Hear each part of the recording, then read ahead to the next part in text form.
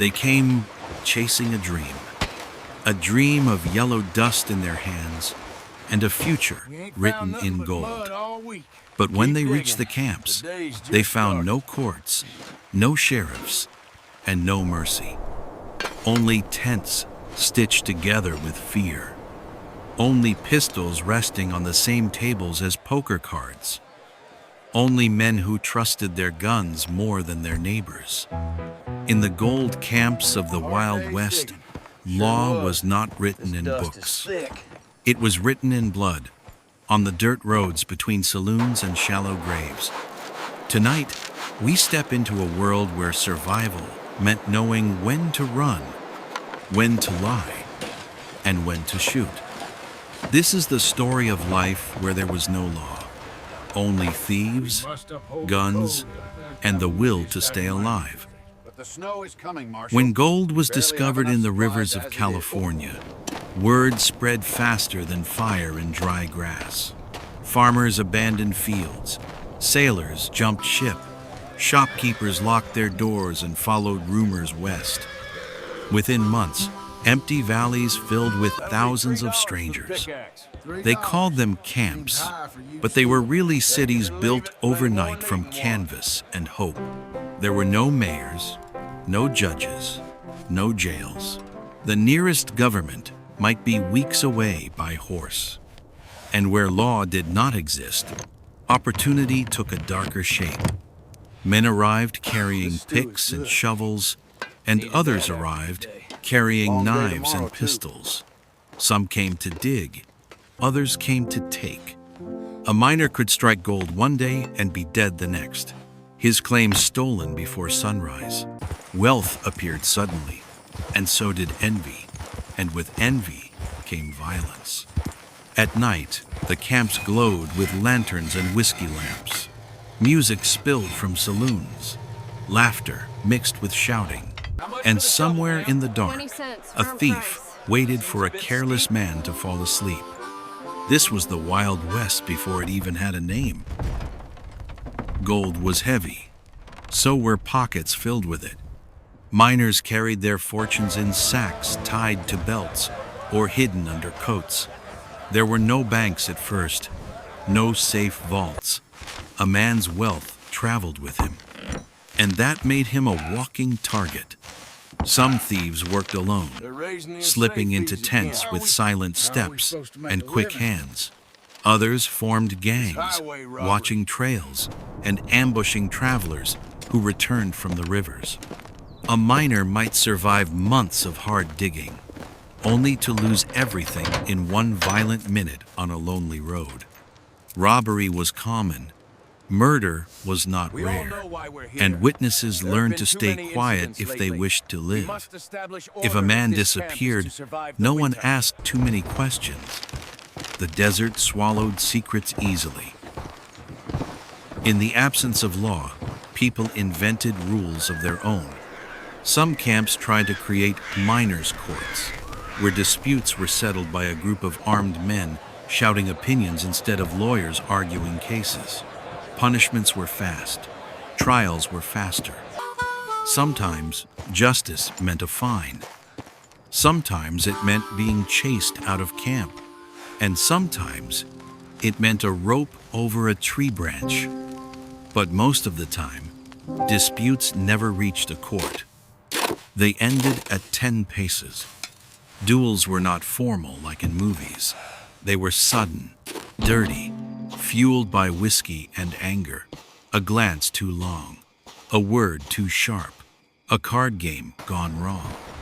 Hands drifted toward holsters, and suddenly one man stood breathing, while another lay bleeding into the dust. The survivors learned quickly. Speak carefully, drink carefully, and never trust a stranger who smiled too much. Every camp had a saloon, sometimes several.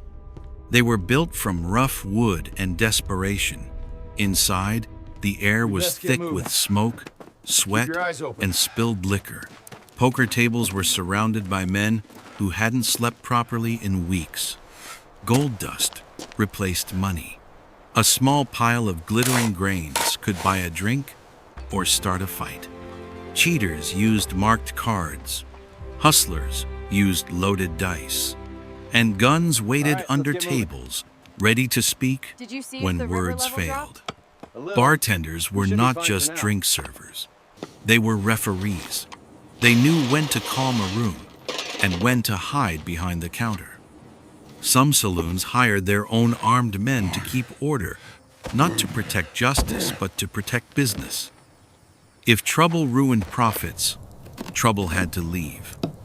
Alive, if possible. Few women lived in the early gold camps, but those who did learned survival in harder ways. Some ran boarding houses or cooked meals for miners. Others worked in saloons, dancing or serving drinks. And some sold comfort in a place where loneliness was as deadly as hunger. They lived among men who had traveled months without families, laws, or consequences. Protection often came from alliances with a strong man, a powerful owner, or sometimes a gang. Yet many women became sharper than the men around them. They listened, they observed, they knew who to avoid and who to trust. In a land where strength ruled, intelligence kept people alive. Eventually, the chaos grew too loud to ignore. When murders became too frequent and robberies too bold, groups of miners formed vigilante committees. These were not official police. They were citizens with rifles and anger. They hunted known criminals. They questioned suspects. They carried out punishments without waiting for distant governments. Sometimes they saved lives. Sometimes they made mistakes. An innocent man could be accused, a guilty man could escape, and fear ruled just as strongly as crime. But for many camps, vigilantes were the only barrier between chaos and total collapse. They became the shadow law of the Wild West. Gold promised freedom, but it delivered paranoia. Men slept with revolvers under pillows. Partners accused each other of stealing flakes. Friends turned into enemies over tiny pieces of shining dust. Some miners struck it rich and vanished east, never looking back. Others spent their gold as fast as they found it on drink, cards, and illusions of luck. Many died poor in places once believed to be paradise. The land was not cursed, but the hunger for gold changed people. It made men cruel. It made them reckless. And it taught them that survival mattered more than fairness. Slowly, the world caught up. Towns grew. Roads formed. Governments sent sheriffs and judges. Wooden shacks turned into brick buildings. Jails replaced trees with ropes. But the memory of lawlessness never faded. Stories spread of men who ruled valleys with pistols, of gangs who controlled camps like kings, of justice decided by crowds and bullets. The Wild West was not born from heroes. It was born from hunger and fear, and the belief that gold could fix a broken life. The gold camps were more than mining towns. They were experiments in human nature, places where rules vanished and instincts took over, where trust was rare and survival was everything, where the strongest voice came from the barrel of a gun. Some men found fortune, many found graves, and the world learned an old lesson in a new land.